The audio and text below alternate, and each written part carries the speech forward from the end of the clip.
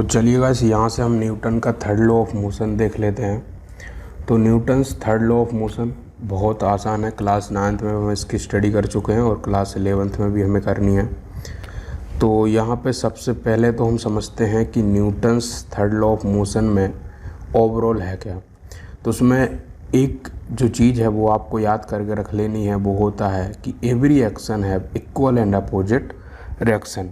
तो ये जो टर्म है आपको इतनी सी तो समझ आ रही होगी कि हर एक जो बॉडी होती है उसका जब आप क्या होता है मोशन में होती तो वो हर एक क्रिया की प्रतिक्रिया देती है। इस चीज़ को ऐसे समझते हैं कि जैसे हम क्या करते हैं, गन लेते हैं हाथ में और उसको क्या करते हैं, चलाते हैं। तो आपने देखा होगा कि जब बंदूक से गोली निकल रही होती है तो जो गोली रहेगी वो क्या करेगी, इस बंदूक को हल्का से झटका देगी जिससे कि रिकॉइल होकर पीछे की ओर आएगी। तो हमें समझ आ रहा है कि जितनी ये फोर्स से जो है इस बुलेट को आगे की ओर भेज रहा है, उतना ही फोर्स ये बुलेट क्या कर रही है, इस पे लगा के इसको पीछे की ओर भेज रही है। उसी तरीका केस जब होता है, जब आप क्या करते हो, चलते हो, तो चलते समय क्या करते हैं हम, जो अर्थ होती है हमारी उस पे हम फोर्स करते हैं जिससे कि जो अर्थ होती है वो हमें वापस फोर्स करके आगे बढ़ाती है। तो ऐसे कई फेनोमेना जो कि हम रोज़ देखने को मिलते हैं, लेकिन आज इनको सब डीपली में हम देखेंगे कि ये कैसे लाइफ से जुड़ते हैं और ये जो न्यूटन्स का थर्ड लॉ ऑफ मोशन है वो कैसे जो है इन्फ्लुएंस करता है हमारी मैकेनिक्स को। तो चलिए इसको आगे हम प्रोसीड करते हैं। तो यहाँ पे लिखा था सेकंड लॉ रिलेट्स कर रहा था एक्सटर्नल फोर्स जो है ऑन अ बॉडी पे ट्विस्ट एक्सेलरेशन। तो सिंपल सी चीज़ थी कि वहाँ पे जब एक बॉडी थी हमारी वो एक्सेलरेशन कर रही थी। एक्सेलरेशन आप सभी जानते हो कि जब क्या करा जाए, उस पर फोर्स लगा के उसको गतिमान बनाया जाए। तो उस टाइम पे क्या हो रहा था कि जो हमारी बॉडी थी उस पर एक्सटर्नल फोर्स हम लगा रहे थे जिसकी वजह से वो क्या कर रही थी, एक्सेलरेट कर रही थी, जो कि सेकंड लॉ इसको बहुत अच्छे से बता पा रहा था। बट बात ये आती है कि what is the origin of the external force on the body.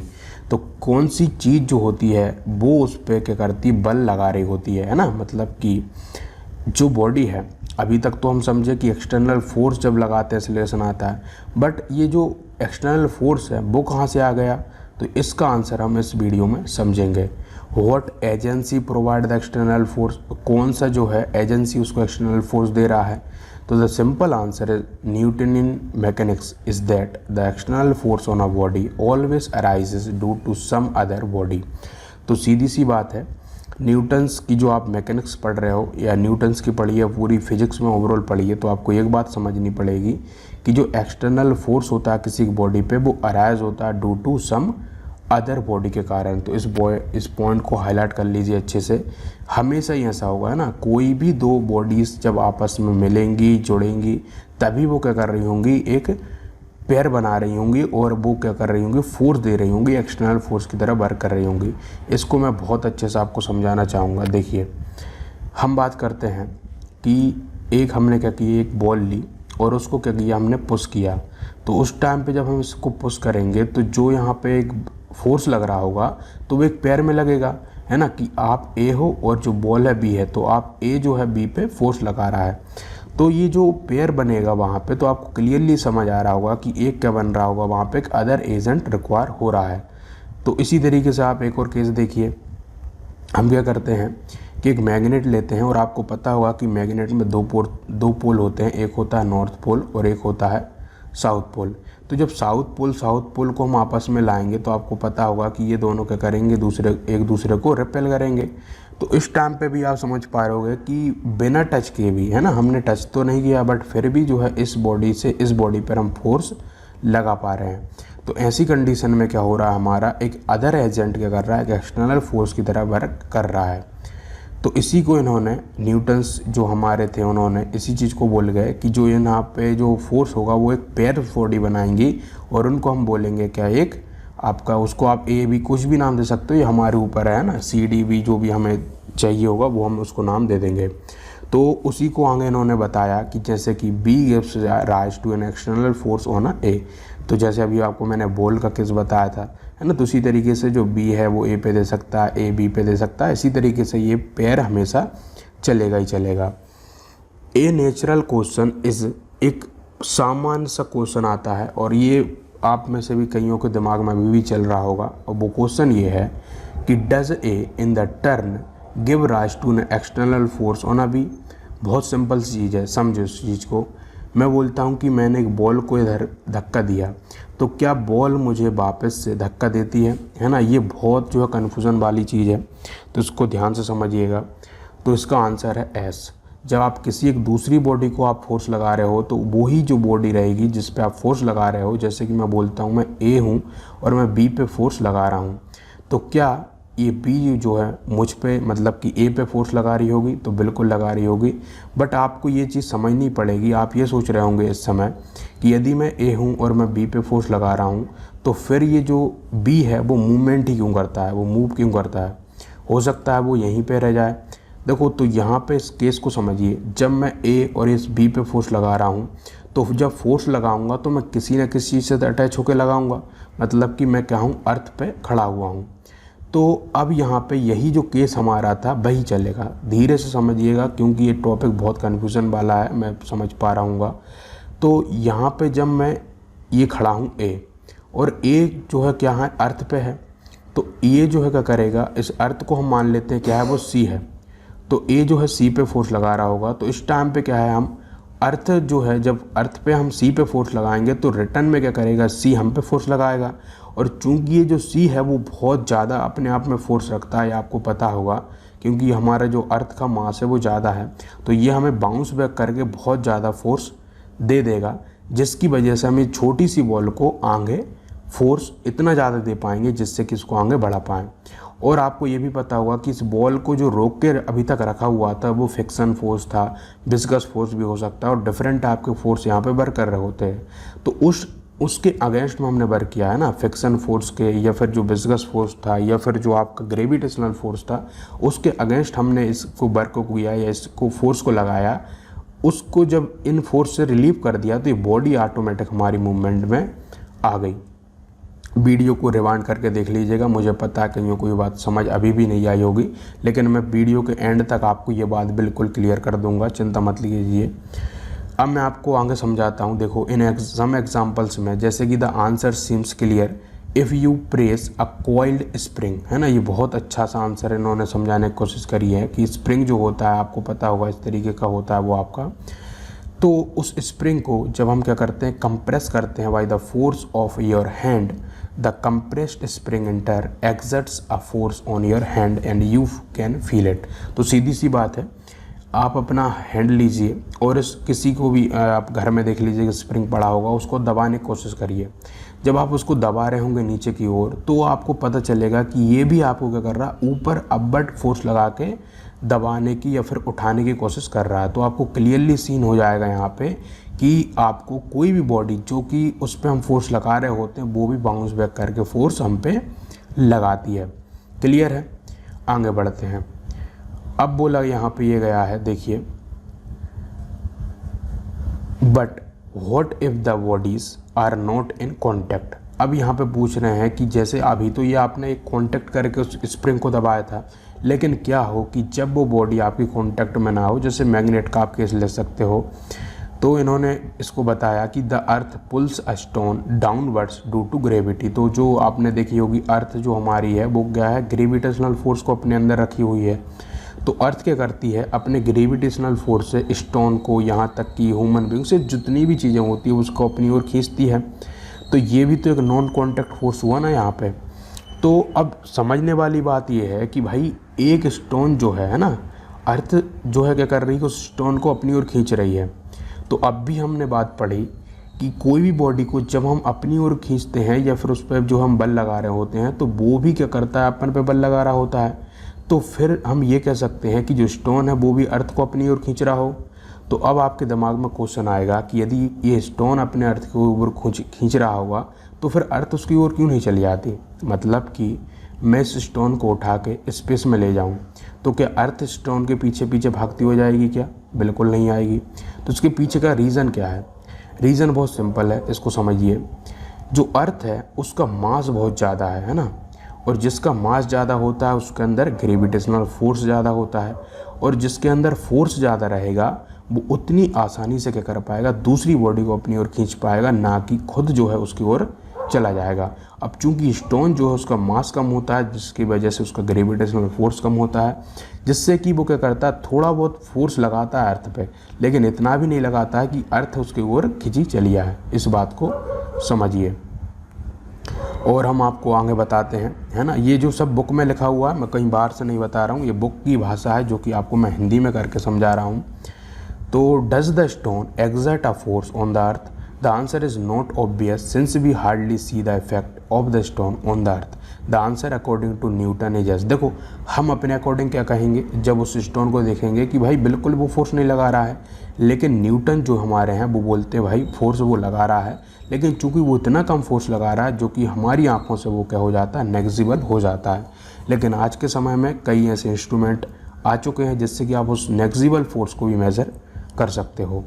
तो द स्टोन डज एक्सर्ट, देखो इस लाइन को अंडरलाइन करके रख लीजिएगा, बहुत इंपॉर्टेंट है, एमसीक्यूज बन जाएगा इससे।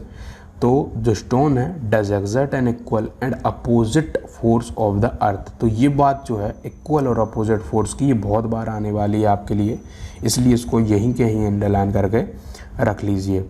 We do not notice it since the earth is very massive and the effect of the small force on its motion is negligible. वही मैं बोल रहा था कि अर्थ जो है चूँकि बहुत ज़्यादा विशाल है, भारी है, जिसकी वजह से एक छोटा मोटा पत्थर उसका जो है कोई भी नहीं कुछ कर सकता।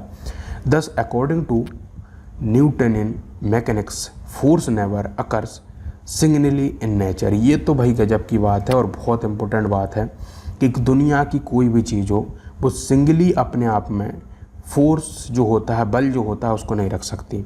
कई बार हम देखते हैं जैसे कि कई हीरो सुपर हीरो होते हैं, जैसे कि हम कहें कि भाई शक्तिमान है, तो अब आपने देखा होगा कि वो खड़े हो जाएंगे एयर में और एक कोई भी जो है क्या करेंगे, वो अपनी ताकत लगा के उस स्टोन को हवा में उछाल देंगे, है ना। तो हमें ऐसा लगता है यहाँ पे तो न्यूटन का जो मैकेनिक्स है वो तो गलत हो गया। यहाँ पे तो आप बोल रहे हो कि कोई भी सिंगली जो है नहीं हो सकता, बट यहाँ पे तो इन्होंने किसी का यूज़ नहीं किया और सिंगली उस स्टोन को उठा दिया। देखो इस बात के पीछे बहुत बड़ी बात छुपी हुई है, इसको समझिए। वैसे तो ये जो सुपर हीरो वाली बात है वैसे तो रियल में होती नहीं है, मैं आपको रियल एग्जांपल इसका बताना चाहूँगा।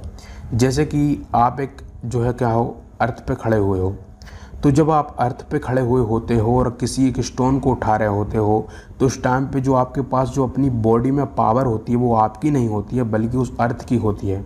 अब इस बात को कैसे समझे कि उस करती होती है, तो देखो समझो उस चीज़ को कि यदि मैं क्या करूं, यहाँ पे आपको एक फ्लिज जो है, जो जिस फर्श पे आप खड़े हो उसको मैं इतना स्लिपरी कर दूं और यहाँ पे आपको कहूँ कि आप क्या करिए, एक बॉल को या फिर एक बड़े से मैसिव स्टोन को धक्काने की कोशिश करिए, उसको धक्का दीजिए। तो चूँकि ये जो अर्थ की जो सरफेस है वो स्मूथ है या फिर बोल सकते हैं स्लिपरी है, तो आप सटक के नीचे गिर जाओगे, है ना, ये आगे नहीं बढ़ पाएगा। बट हम क्या करें, इसको थोड़ा सा खुरदरा कर दें और आपको कुछ ग्रिप वाली चीज़ें पहना दें, तो आप आसानी से इसको जो है धक्का पाओगे। तो अब आप सोच के देखिए, आपकी जो पावर थी वो तो आप में पहले भी उतनी थी, बट जब हमने इसको थोड़ा खुरदरा करा या फिर आपको ग्रिप दी, तब आप इसको क्या कर पाए, आगे मूवमेंट करा पाए। तो उससे हमें क्लियर हो रहा है कि जो पावर रहती है वो हमें कहाँ से, नेचर के द्वारा मिलती है, और ये जो है हम फिजिक्स के तरीके से बहुत अच्छे से समझ पा रहे हैं। मैं देखो ये छोटी छोटी जो चीज़ें हैं वो थोड़ा ऊपर ऊपर करके आपको बता रहा हूँ, क्योंकि इनको डीप में हम बहुत अच्छे से डिटेल में समझेंगे, है ना। मैं आपको ज़्यादा अंदर ले जाऊँगा, लेक्चर की लेंथ बढ़ जाएगी और आपको ये बातें सर से ऊपर चली जाएंगी, तो इसलिए मैं थोड़ा बता रहा हूँ, उसके बाद इनको डीपली हम लेते चलेंगे। तो आगे आप समझिए, force is the mutual interaction है बिटवीन टू बॉडीज़ के। बहुत इंपॉर्टेंट लाइन है, ये भी मैं आपको फिर से बोल रहा हूँ। म्यूचुअल इंट्रैक्शन होता है कोई भी दो बॉडी के, है ना, चाहे वो बॉडी कांटेक्ट में हो चाहे वो ना हो, बट फोर्स जो होगा भाई साहब, जब भी फोर्स की बात कर रहे होगे वो कभी ना कभी उन दो बॉडी पे लग रहा होगा।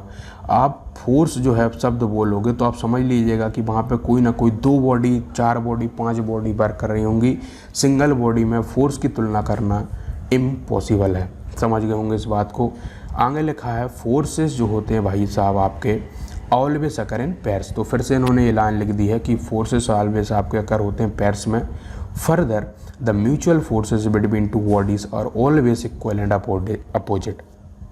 अभी जो बात बोली गई है इसको समझिए। म्यूचुअल तो आपको पता होगा, आपस में जो फोर्स है ना, मतलब कि म्यूचुअल का जो हिंदी अनुवाद है वो होता है आपस में।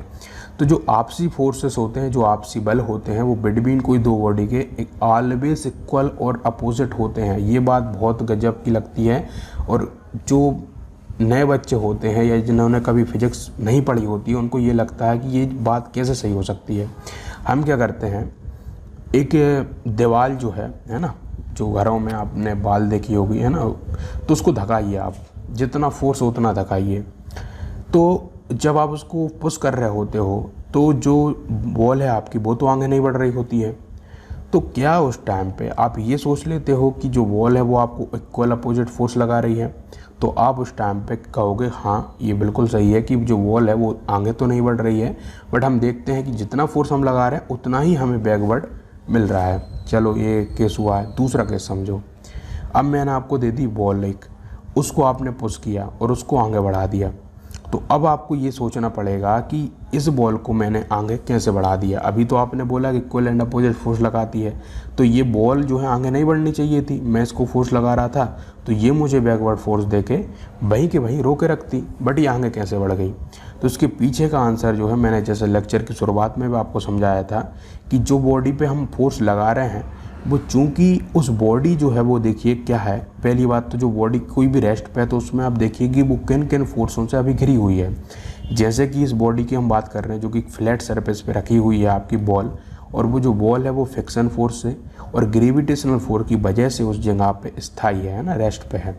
तो अब आप क्या कर रहे हो, जब उस पर फोर्स लगा रहे होते हो तो आप उसका जो फ्रिक्शन और जो आपका ग्रेविटेशन है उसके अगेंस्ट वर्क कर रहे हो, और उस फ्रिक्शन और ग्रेविटेशनल फोर्स को आप इतना ज़्यादा फोर्स दे देते हो जिससे कि वो जो फोर्स है उसका वो नेग्लिजिबल हो जाता है और बॉडी मूवमेंट में आ जाती है। तो इसका कारण ये है ना, तो वहाँ पे इक्वल एंड अपोजिट फोर्स लगता है, मैं ये नहीं बोल रहा हूँ नहीं लगता, बट वो किसके अगेंस्ट लग रहा होता है, उन फ्रिक्शन और ग्रेविटेशनल फोर्स के, है ना, उस बॉडी के अपोजिट में नहीं लग रहा होता है। इस बात को जो फील कर गया लाइक कर दीजिएगा वीडियो को। लाइक का टारगेट जो है 500 लाइक का है, और यहाँ तक लेक्चर देख लिया तो लाइक ज़रूर कर दिया करो। मैं आपको एक बात समझा देता हूँ, देखो लाइक करने से क्या होता है, कोई बड़ी चीज़ नहीं हो जाती है। इससे सिंपली ये चीज़ होती है कि जो एल्गोरिदम है यूट्यूब का वो लाइक होने से क्या करता है, वीडियो को आगे पहुंचाता है। और हो सकता है कई बच्चे ऐसे हो जिनको ये वीडियो सर्च में ना आ रही हो तो उन तक ये वीडियो पहुंच जाती है। तो आप उनको क्या करिए, इनको लाइक कर दीजिए करिए, और आपके क्लासमेट्स जो होंगे उनको शेयर जरूर कर दीजिए करो, है ना।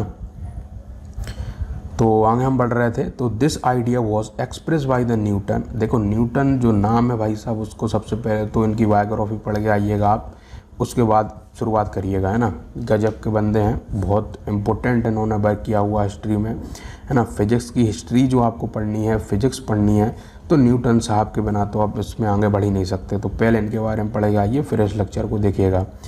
तो जो थर्ड लॉ ऑफ मोशन है वो सिंपली यही है जो हमने अभी ऊपर अंडरलाइन करा दिया है कि जो नेचर में जो फोर्स होंगे वो ऑलवेज इक्वल एंड अपोजिट जो होंगे रखेंगे, है ना। तो यहाँ पे ब्लैक कलर में इन्होंने अच्छे से लिख भी दी है इस बात को, जो हमने अभी तक पढ़ते आ रहे हैं कि to every action there is always an equal opposite reaction. तो अब आगे बढ़ रहे हैं और उसको ज़रा थोड़ा और डीप में समझने की कोशिश करते हैं कि ये बातें असल में है क्या। तो Newton's wording of the third law is so crisp and beautiful that is has become a part of common language. देखो ये जो बात यहाँ पे बोली जाती है इसको फिलोसफिकल भी यूज़ करने लगते हैं लोग। कैसे करने लगते हैं कि भाई कोई किसी का बुरा कर देता है तो आप क्या बोलते हो कि हर एक चीज़ का इक्वल एंड अपोजिट रिएक्शन भी होगा। यदि आपने किसी का बुरा किया है तो ये जो है आपको वापस आपके संग भी बुरा होगा। लेकिन न्यूटन्स जो फिजिक्स है उसमें ये बात बिल्कुल सही नहीं है, क्योंकि इसको लोगों ने फिलोसफिकल बहुत बना दिया है, जिसकी वजह से जो लोग का जो एप्लीकेशन है वो हम यूज़ नहीं कर पा रहे हैं। तो इस बात को थोड़ा सा हटिए, है ना। ये वो बात अलग है जो हम यूज़ करते आते हैं, और ये जो फिजिक्स में हम पढ़ रहे हैं वो बात अलग है। तो यहाँ पे मैंने क्या समझाया आपको कि ये जो इतना ब्यूटीफुल लाइन थी जिसको कि कई लैंग्वेज में यूज़ करने लगे हैं, और इसको तो इन्होंने एक प्रोवर्ब तरह का बना दिया है ना, मुहावरे टाइप को बना दिया है। आगे लिखा for the same reason perhaps misconception. देखिए वही बात मैं कर रहा था, इसकी वजह से कई मिसकंसेप्शन बन गए हैं ना इस लाइन की वजह से। तो about the third law abound, तो let us note some important points about the third law particularly in regard to the uses of the terms action and reaction. तो अब आपके यही मिसकंसेप्शन को हटाएंगे हम और उनको एक एक करके बताएंगे कि जो आप अपने दिमाग में जो अवधारणा बना के बैठे हो गलत सलत, वो आप दूर करेंगे। तो सबसे पहली जो है वो ये है कि the terms action and reaction in the third law mean nothing else but force. तो समझो इस बात को कि हम फोर्स की बात करते हैं ना, किसी पाप पुण्य या किसी कर्म या अकर्म की बात नहीं कर रहे हैं, हम सिर्फ बल की बात कर रहे हैं फिजिक्स में, कि एक बल जो रहेगा वो आपका हमेशा इक्वल एंड अपोजिट होगा एक नेचर में। समझ गए। Using different term for the same physical concept can sometime be confusing. A simple and clear base of stating the third law is as follows. तो आप इसको ऐसे भी समझ सकते हो कि force is always occur in pairs. पहली चीज़ है ना, मैं बंद करके लिख देता हूँ, force on a body A by B is equal and opposite to the force on the body B by A. The term action and reaction in the third law may give a wrong impression that action comes before reaction। ये बहुत ही important line है, बहुत important. ये बात क्या बोलती है इसको समझिए, ज़रा ध्यान से समझिएगा पहले, कि जो एक्शन और रिएक्शन की आप बात कर रहे हो थर्ड लॉ में, तो हम एक रॉन्ग इम्प्रेशन ये बना लेते हैं दिमाग में कि जो रिएक्शन है वो एक्शन के पहले आ जाता है। बिल्कुल नहीं आएगा भाई साहब। मैं आपसे कहूँ एक बॉडी ए रखी है और एक बॉडी बी रखी है, तो ऐसा तो है नहीं है कि बी जो है आके इधर फोर्स लगा देगी ए पे, है ना। जब तक आप किसी बॉडी पर रिएक्शन नहीं करोगे, रिएक्शन आने की कोई गुंजाइश है ही नहीं वहाँ पे। ए अपनी जगह खड़ा रहेगा, बी अपनी जगह खड़ा रहेगा। इसको आप ऐसे समझिए, मैं आपसे कहता हूँ कि आप अपने हाथ में एक क्या करिए, एक नोटबुक पकड़िए और एक दूसरे हाथ में एक नोटबुक पकड़िए, है ना, और उनको थोड़ा सा जो है पास लाके ऐसे एक दूसरे से क्या करिए, थोड़ा सा कोलैप्स करने की कोशिश करिए। बट टच मत करिएगा उनको, एक दूसरे के साथ में थोड़ा एक इधर से एक उधर से जाने की कोशिश करिए। अब आप देखोगे कि एक ए बॉडी थी मेरी, एक बी बॉडी थी। अब दोनों को ना तो मैंने कांटेक्ट किया है ना कुछ किया है, तो ऐसा तो है नहीं है अब कि ये जो है ए बी पे फोर्स लगाने लगी है, बी जो है ए पे फोर्स लगाने लगी, ऐसा कुछ नहीं हो रहा वहाँ पे। तो यहाँ मैं यही समझा रहा हूँ कि जब तक एक्शन आप करोगे नहीं, रिएक्शन नहीं होगा। समझ गए इस बात को, आगे बढ़ते हैं। तो there is no cause effect relation implied on the third law. The force on A by A B and the force on B by A act a same instant, है ना, सेम इंस्टेंट पे ही होते हैं। कोई आगे नहीं होता, कोई पीछे नहीं होता है, बिल्कुल उसी टाइम पे होते हैं। By the same reasoning any one of them may be called action and the other reaction, है ना। अब आगे बढ़ते हैं। एक और मिसकंसेप्शन जो हमारे दिमाग में बना हुआ है उसको मैं क्लियर कर देता हूँ कि action and reaction forces act on a different body not on the same body. क्या बात है भाई साहब, ये कि एक्शन और रिएक्शन जो होते हैं forces act on a different bodies पे होते हैं, नॉट अ सेम बॉडीज़ पे। कंसिडर करिए एक पेयर ऑफ बॉडीज़ जो कि है ए और एक B. According to the third law, तो force on a A B, इसका माइनस होगा force on a B A. तो ये जो लिखा हुआ है कि भाई साहब जो ए जो है बी पे फोर्स लगा रहा है वो बराबर है किसके, माइनस ऑफ बी बाई या ए के। और ये जो लिखी गई है बात भाई साहब बिल्कुल सही है। और कैसे सही है मैं आपको आगे बताता हूँ। Thus if we are considering the motion of an any one body A और a B, only one of the two forces relevant है, तो it is an error to add up the two forces and claim that a net force is zero. तो net force वहाँ पे zero हो ही नहीं सकता ना, कहाँ से जीरो हो जाएगा भाई। पहले तो नेट फोर्स क्या होता है उसके बारे में समझ लीजिए। नेट फोर्स होता है कि कोई बॉडी रखी है और उस पर मैं यहाँ से फोर्स लगा रहा हूँ, एक यहाँ से लगा रहा हूँ, एक ऊपर से दाएं से बाएं से, तो जो मेरा फोर्स लग रहा है वो क्या हो, इतना हो कि उस बॉडी पे मूवमेंट ना हो भाई, है ना। तो उस टाइम पे हम क्या बोलेंगे कि नेट एक्सटर्नल फोर्स वहाँ पे क्या हो जाएगा, जीरो हो जाएगा, है ना। इसको निकालते भी हैं, कई तरह के लो लगा के निकालते हैं, आपको मैंने बताए हैं अभी। ट्रायंगल जो है लो बताया था, पैरेललोग्राम लो बताया था, है ना। बहुत सारे लो हमने सीखे थे, उनमें हमने समझा था कि नेट एक्सटर्नल फोर्स जो होता है किसी बॉडी पे वो जीरो किन किन कंडीशन पे होता है। अब देखिए आगे क्या लिखा है। However if you are considering the system of a two bodies as a whole, F AB and VFBA are internal force of the system A plus B. They add to give a null force, है ना। इसमें देखो पूरी इसमें जो portion जो लिखा हुआ है मैं आपको ओवरऑल बता देता हूँ, बताना क्या चाह रहा है। ये बोल रहा है कि एक बॉडी के जो अंदर जो इंटरनल फोर्स जो होता है ना, जो इंटरनल फोर्स होता है किसी बॉडी में, वो जो होता है जब आप आउटर की बात कर रहे होते तो उसमें आप इंटरनल फोर्स को नहीं गिन रहे होते हो। इंटरनल फोर्स कैसे होता है, तो एटम एटम के बीच का जो फोर्स है वो हो सकता है, डाइपोल डाइपोल आपने पढ़ा होगा, है ना। केमिस्ट्री में जितने आपने फोर्स पढ़े होंगे उनकी बात ये कर रहे हैं, तो उनको आपको कंसीडर नहीं करना है यहाँ पे, है ना, एक्सटर्नल फोर्स को कंसीडर करना। अब एक्सटर्नल फोर्स क्या है, तो मैं इसको उठा के जो इधर की ओर ले जा रहा हूँ वो एक्सटर्नल फोर्स है, ना कि इसके अंदर के जो मॉलिक्यूल्स पार्टिकल अपने आप में फोर्स लगा रहे हैं वो। तो ये इतनी सी बात थी यहाँ पे, और इसके लिए भी कईयों को मिसकंसेप्शन हो जाते हैं, तो वही यहाँ पे लिखी गई है। तो मैं आपको ये सब क्लियर मैंने कर दिया है। अब आइजक न्यूटन के ऊपर पूरी की पूरी एक बायोग्राफी टाइप की लिख दी है इन्होंने। एक बार ज़रूर इसको पढ़ लीजिएगा यदि आपको फिज़िक्स में आगे कुछ भी चीज़ें समझनी है अच्छे से। तो यहाँ पे आपका ये जो चैप्टर है वो एंड होता है। वहीं पे एक छोटा सा इसका ये क्वेश्चन है, उसको मैं आपको अगली वीडियो में कराऊंगा, क्योंकि वीडियो अब मैं आपको छोटी छोटी लेंथ में लेके आऊँगा, क्योंकि बड़ी लेंथ में आप देखते नहीं हो। तो इस वीडियो में हम इतना ही रखेंगे। और जैसा कि हमने आपको कहा है, इस वीडियो का टारगेट 500 लाइक का है, तो आप प्लीज़ इसको 500 लाइक तो ज़रूर पहुँचाइएगा। उसके अलावा शेयर सब्सक्राइब करना तो मत भूलिएगा। दूसरा सबसे इम्पोर्टेंट जो काम आपको करना है वो है कमेंट बॉक्स में हमें बताइए कि आपको अगला चैप्टर या अगला लेक्चर किस टॉपिक पे चाहिए। जैसे आपकी प्रतिक्रिया मिलेगी उस तरह की वीडियो हम आपको बनाएंगे। तो इस लेक्चर में इतना ही रखते हैं बच्चों, ध्यान से पढ़ते रहिए, मज़े करते रहिए। तो ऑल द वेरी बेस्ट।